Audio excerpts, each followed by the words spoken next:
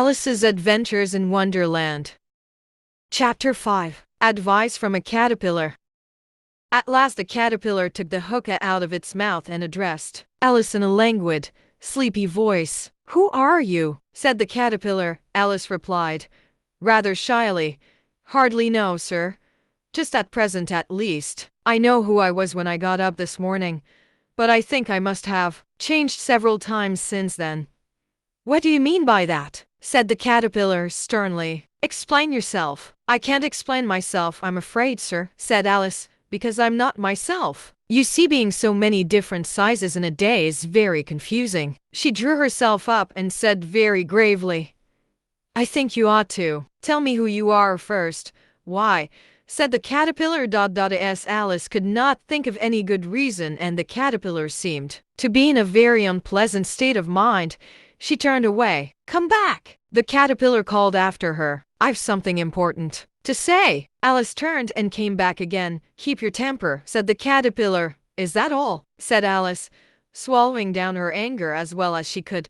"No," said the caterpillar. It unfolded its arms, took the hookah out of its mouth again, and said, "So you think you're changed, do you?" "I'm afraid I am, sir," said Alice. "I can't remember things as I used. And I don't keep the same size for 10 minutes together." "What size do you want to be?" asked the caterpillar. "Oh, I'm not particular as to size," Alice hastily replied.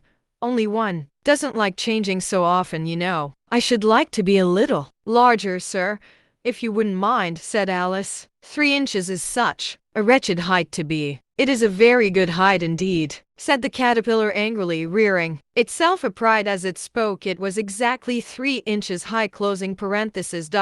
In a minute or two, the caterpillar got down off the mushroom and crawled away into the grass, merely remarking as it went, "One side will make you grow taller, and the other side will make you grow shorter."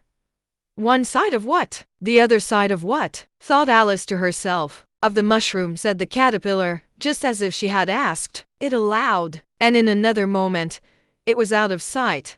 Alice remained looking thoughtfully at the mushroom for a minute, trying to make out which were the 2 sides of it. At last she stretched her arms round it as far as they would go, and broke off a bit of the edge with each hand. "And now which is which?" she said to herself, and nibbled a little of the right hand bit to try the effect. The next moment she felt a violent blow underneath her chin. It had struck her foot. She was a good deal frightened by this very sudden change, as she was shrinking rapidly, so she set to work at once to eat some of the other bit. Her chin was pressed so closely against her foot that there was hardly room to open her mouth, but she did it at last and managed to swallow a morsel of the left hand bit. "Come, my head's free at last," said Alice, but all she could see, when she looked down, was an immense length of neck, which seemed to rise like a stalk out of a sea of green leaves that lay far below her. "Where have my shoulders got to? And oh,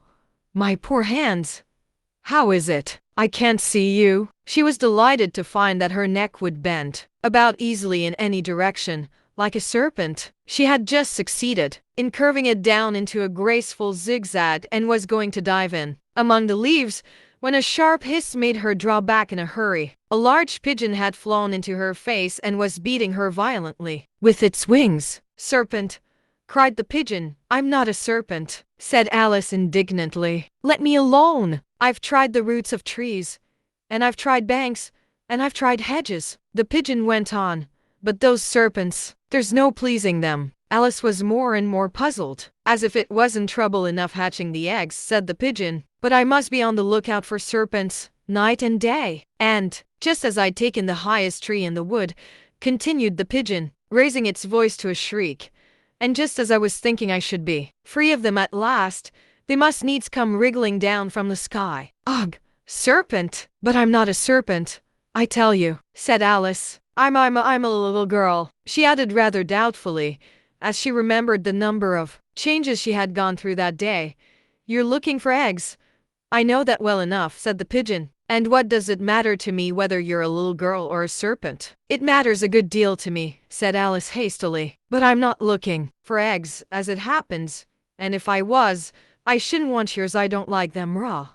"Well, "Be off then," said the pigeon in a sulky tone, as it settled down again into its nest. Alice crouched down among the trees, as well as she could, for her neck kept getting entangled among the branches, and every now and then she had to stop and untwist it. After a while she remembered that she still held the pieces of mushroom in her hands, and she set to work very carefully, nibbling first at one, and then at the other, and growing sometimes taller and sometimes shorter, until she had succeeded in bringing herself down to her usual height. It was so long since she had been anything near the right size that it felt quite strange at first. "The next thing is to get into that beautiful garden. How is that to be done, I wonder?" As she said this, she came suddenly upon an open place, with a little house in it about 4 feet high. "Whoever lives there," thought Alice, "it'll never do to come upon them this size. Why, I should frighten them out of their wits." She did not venture to go near the house till she had brought herself down to 9 inches high.